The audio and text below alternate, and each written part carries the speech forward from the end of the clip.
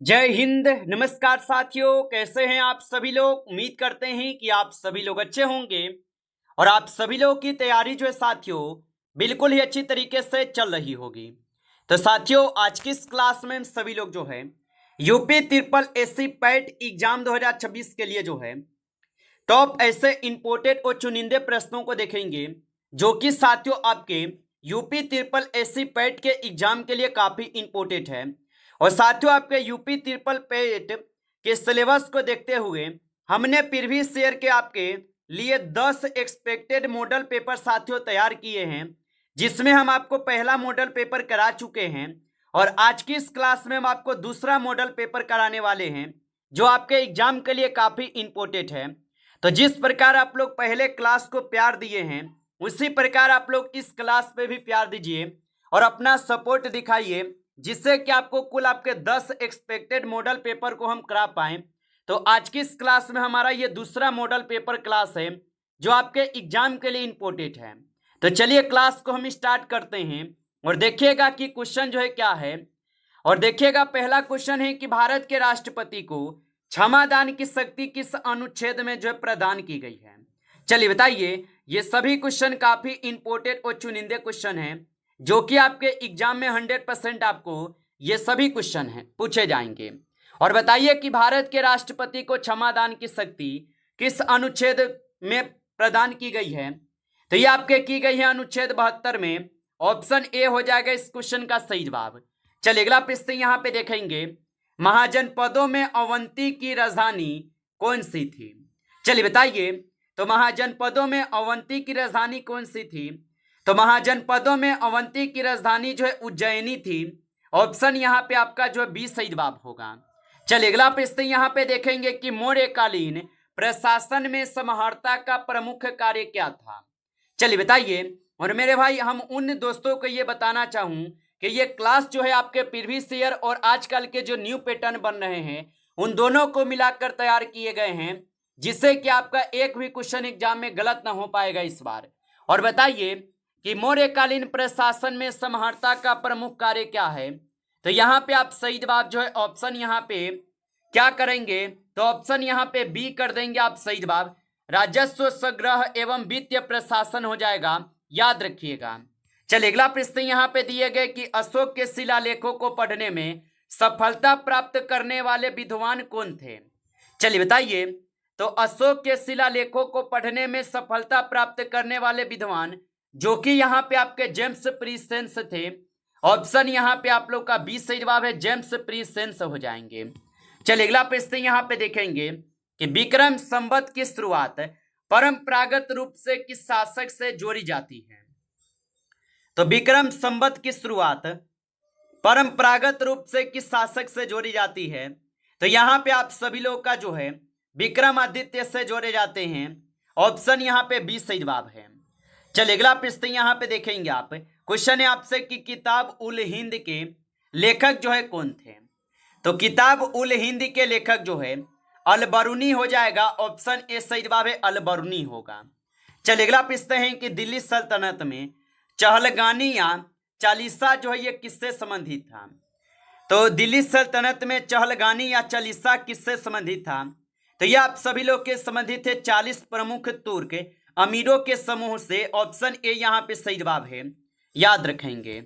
चलिए अगला प्रश्न यहाँ पे है कि बाजार नियंत्रण नीति किस सुल्तान की आर्थिक नीति की प्रमुख विशेषता थी। चलिए बताइए। तो बाजार नियंत्रण नीति किस सुल्तान की यहाँ पे आर्थिक नीति की प्रमुख विशेषता थी। तो ये आप सभी लोग के अलाउद्दीन खिलजी के हो जाएगा। ऑप्शन यहाँ पे बी सही जवाब है।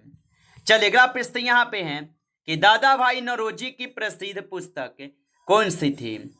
तो दादा भाई नौरोजी की प्रसिद्ध पुस्तक कौन सी थी। तो दादा भाई नौरोजी की यहाँ पे प्रसिद्ध पुस्तक कौन सी थी।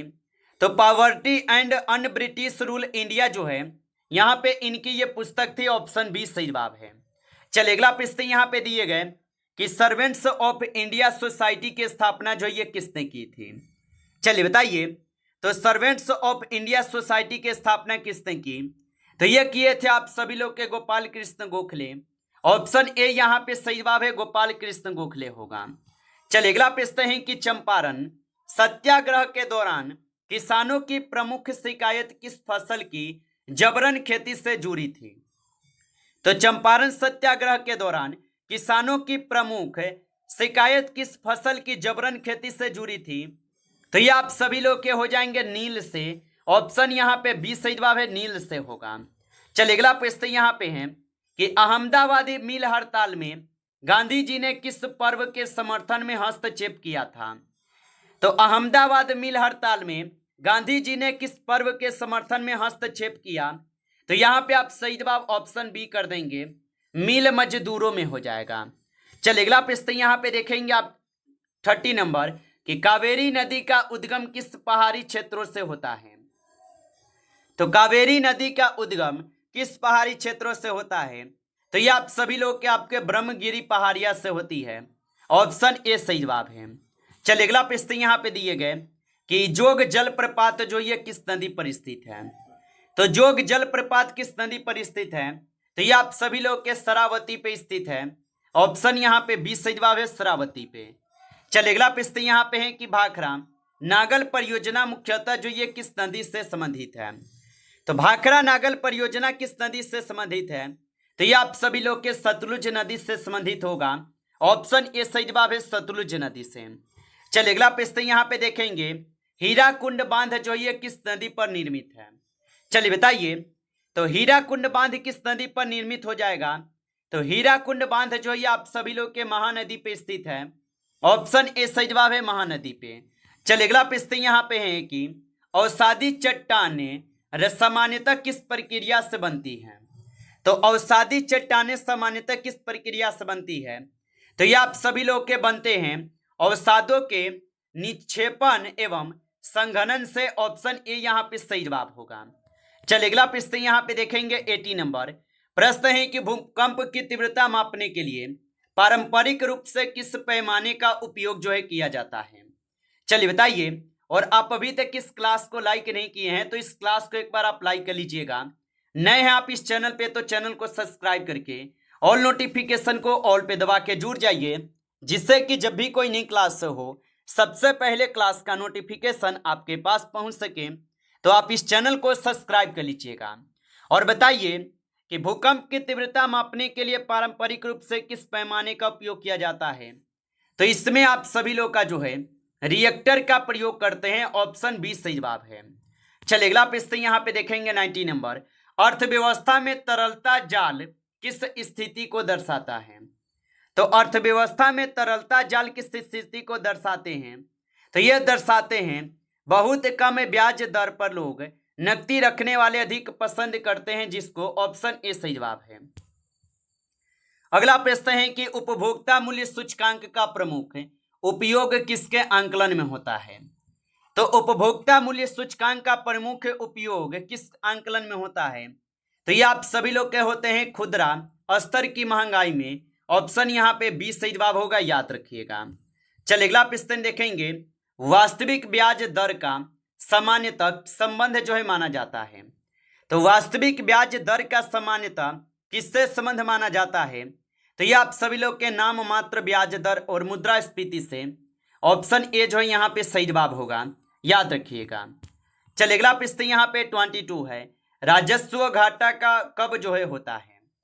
तो राजस्व घाटा कब होता है?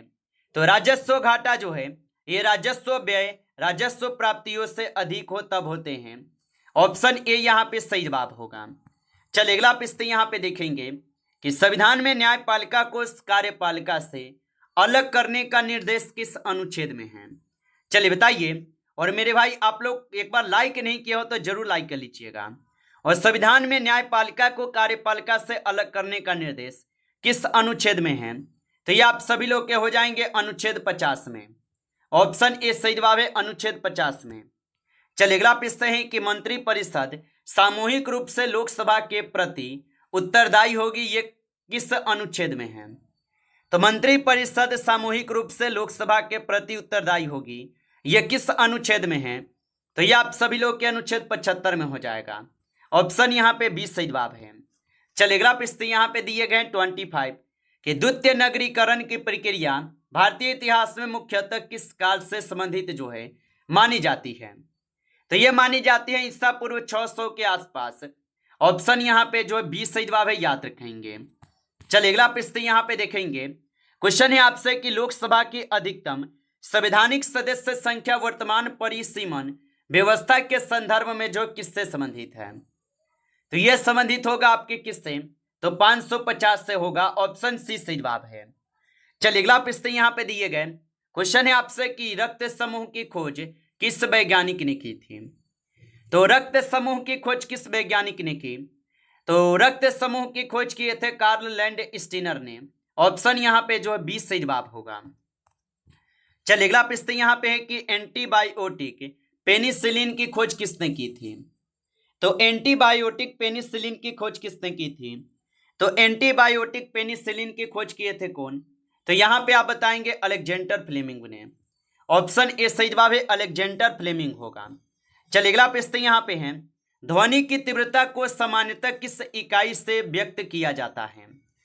तो ध्वनि की तीव्रता को सामान्यतः किस इकाई में व्यक्त किया जाता है? तो इसे करते हैं आपके यहाँ पे किस में? तो इसको करते हैं यहाँ पे आपके डेसिबल में। ऑप्शन आपका 20 सही जवाब है, डेसिबल में। चलिए अगला प्रश्न देखेंगे कि कार्य की एसआई इकाई जो है क्या है? तो कार्य की एसआई इकाई जो है जूल हो जाएगा। ऑप्शन यहाँ पे 20 सही जवाब है, जूल होगा। चलिए अगला प्रश्न यहाँ पे देखिएगा। यहाँ पे प्रश्न है कि अंधकार का विलोम क्या है? तो अंधकार का विलोम जो यहाँ पे प्रकाश हो जाएगा। ऑप्शन ए सही जवाब है, प्रकाश होगा। चलिए अगला प्रश्न देखेंगे कि जिसका कोई अंत न हो उसके लिए एक शब्द है। तो जिसका कोई अंत न हो उसके लिए एक शब्द क्या है? तो उसके लिए एक शब्द होता है अनंत। ऑप्शन ए सही जवाब है, अनंत होगा। चलिए अगला प्रश्न यहाँ पे है कि राम ने कल बाजार से फल खरीदे, वाक्य में कल कौन सा क्रिया विशेषण है? तो राम ने कल बाजार से फल खरीदे, वाक्य में कल कौन सा क्रिया विशेषण है? तो ये आप सभी लोग क्या हो जाएगा? कालवाचक क्रिया विशेषण। ऑप्शन यहाँ पे 20 सही जवाब है, कालवाचक क्रिया विशेषण। चलिए अगला प्रश्न है कि लड़कियां खेल रही है, वाक्य में कर्ता कौन है? तो लड़कियां खेल रही है, वाक्य में कर्ता कौन है? तो इसमें लड़कियां जो ये कर्ता है। ऑप्शन यहाँ पे सी सही जवाब है। अगला प्रश्न यहाँ पे है कि अमरावती स्तूप मुख्यतः किस धार्मिक परंपरा से संबंधित है? तो अमरावती स्तूप मुख्यतः किस धार्मिक परंपरा से संबंधित है? तो ये आपके बौद्ध से हो जाएगा। ऑप्शन ए सही जवाब है, बौद्ध से होगा। चलिए अगला प्रश्न यहाँ पे है कि मथुरा कला शैली में मुख्यतः किस पत्थर का प्रयोग प्रसिद्ध था? तो मथुरा कला शैली में मुख्यतः किस पत्थर का प्रयोग प्रसिद्ध था? तो इसमें आप सभी लोग के लाल बलुआ पत्थर जो ये प्रसिद्ध था। ऑप्शन ए जो है यहाँ पे सही जवाब है। चलिए अगला प्रश्न यहाँ पे देखेंगे आप। क्वेश्चन है कि सुभाष चंद्र बोस ने आजाद हिंद सरकार की स्थापना किस वर्ष की थी? तो सुभाष चंद्र बोस ने आजाद हिंद सरकार की स्थापना किस वर्ष किए थे? तो ये किए हुए थे आप सभी लोग के 1943 में। ऑप्शन यहाँ पे सी सही जवाब है। चलिए अगला प्रश्न यहाँ पे दिए गए कि इंडियन नेशनल आर्मी को लोकप्रिय रूप से किस नाम से जाना जाता है? तो इंडियन नेशनल आर्मी को लोकप्रिय रूप से किस नाम से जानते हैं? तो इसको जानते हैं आजाद हिंद फौज के नाम से। ऑप्शन ए सही जवाब होगा। चलिए अगला प्रश्न यहाँ पे 39 है।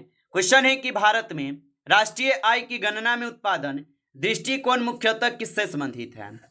तो भारत में राष्ट्रीय आय की गणना में उत्पादन दृष्टिकोण मुख्यतः किससे संबंधित है? तो ये आप सभी लोग के हो जाएंगे विभिन्न क्षेत्रों के उत्पादन के मूल्य से। ऑप्शन ए यहाँ पे सही जवाब होगा। चलिए अगला प्रश्न यहाँ पे देखेंगे आप। 40 नंबर क्वेश्चन है कि सार्वजनिक वितरण प्रणाली का प्रमुख जो है ना उद्देश्य क्या है? तो सार्वजनिक वितरण प्रणाली का प्रमुख उद्देश्य क्या है? तो इसका उद्देश्य है आवश्यक खाद्यान्न वस्तुओं को लक्षित नियंत्रित कीमतों पर उपलब्ध कराना। ऑप्शन आपका जो है बी यहाँ पे सही जवाब है, याद रखेंगे। नमस्कार साथियों, इस क्लास में आपके टॉप 40 क्वेश्चन थे जो काफी इंपॉर्टेंट क्वेश्चन थे। साथियों यदि आपको यह क्लास अच्छा लगा हो तो इस क्लास को लाइक कर लीजिएगा। नए जुड़े हैं आप इस चैनल पे तो चैनल को सब्सक्राइब करके ऑल नोटिफिकेशन को ऑल पे दबा के जुड़ जाइए, जिससे कि जब भी कोई नई क्लास हो सबसे पहले क्लास का नोटिफिकेशन आपके पास पहुंच सके। तो चैनल को सब्सक्राइब कर लीजिएगा। चलिए फिर मिलते हैं आपसे नेक्स्ट टॉपिक के साथ नेक्स्ट क्लास में। तब तक के लिए जय हिंद, जय भारत।